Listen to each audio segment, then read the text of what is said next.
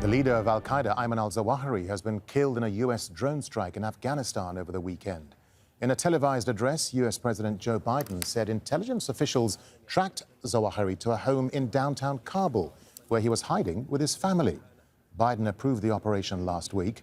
Zawahiri's death eliminates the figure who shaped al-Qaeda more than anyone, first as Osama Bin Laden's deputy since 1998, and then his successor. Well, this video purportedly shows the aftermath of the strike in Kabul, which killed Zawahiri. On the weekend, the Afghan Interior Ministry denied reports on social media about the drone strike.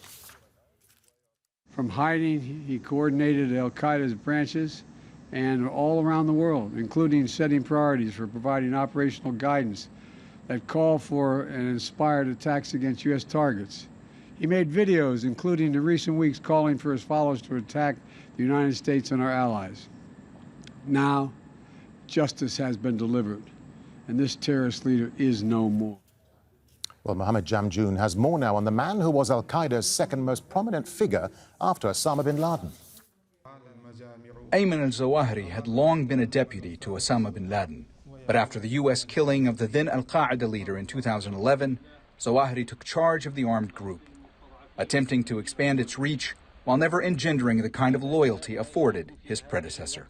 While he did inherit the mantle of leadership, he did not inherit Osama bin Laden's legitimacy as a mujahid leader or his credibility and legitimacy and charisma amongst the various mujahideen groups.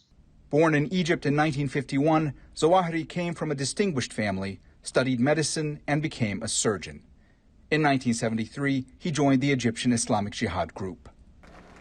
The assassination of President Anwar Sadat in 1981, for which the group was blamed, proved to be a turning point for Zawahiri.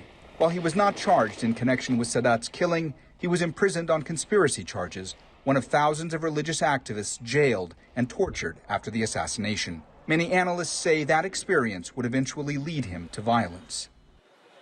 After his release from prison, Zawahiri left Egypt for Peshawar in Pakistan, where he worked as a doctor treating Afghan fighters. Then it was on to Afghanistan, where he fought against the Soviet occupation and where he began his partnership with bin Laden. Within a few years, both men would become part of the core group that became al-Qaeda. Under their leadership, the armed group accused the West of waging a modern-day crusade against Muslims and set as its ultimate goal the establishment of Islamic rule throughout the world. Al-Qaeda's ideology, along with its international campaign of violence, culminated in the 9/11 attacks. Washington offered a reward of $25 million to bring Zawahiri to justice. Offshoots of the armed group in Yemen, Somalia, and Algeria are widely believed to be his work. After when Osama bin Laden was assassinated and Ayman al Zawahiri took over, you can see the fracturing of the organization becoming more and more apparent. Once the Syrian civil war began, Zawahiri found that al-Qaeda's dominance was being increasingly challenged by ISIL, which had carved out territory for itself in Iraq, Syria, and Libya, and had fighters in Yemen.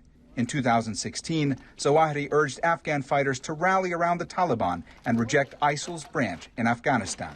The U.S. had long insisted there's a relationship between the Taliban and al-Qaeda, but Taliban leaders have denied that.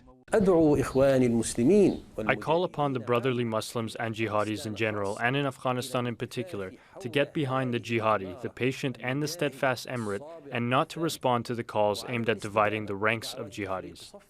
The death of Ayman al Zawahiri brings an end to one of the most turbulent times in recent international security. The world will now be watching to see how al-Qaeda handles the death of its second prominent leader.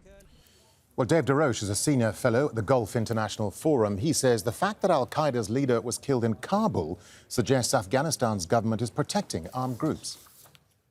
This is embarrassment. It shows that al-Qaeda has found a safe haven in the Taliban's Afghanistan, just as they did before 9/11.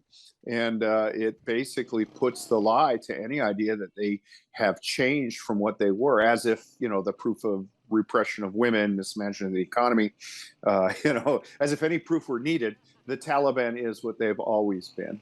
And they are affiliated with al-Qaeda and other terrorist groups.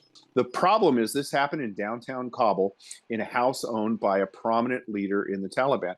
And so what it does is it highlights the fact that, the low point of Biden's presidency, which was the unseemly withdrawal from Afghanistan, it highlights the fact that that basically handed over Afghanistan to a movement that is hostile to the United States. So, he has a moment of triumph, and I'm sure he will try to make the most of it. But unfortunately, the question is, so what exactly was he doing there, and why was he there, and how was he able to be there, and why is the government in Afghanistan supporting Zawahiri?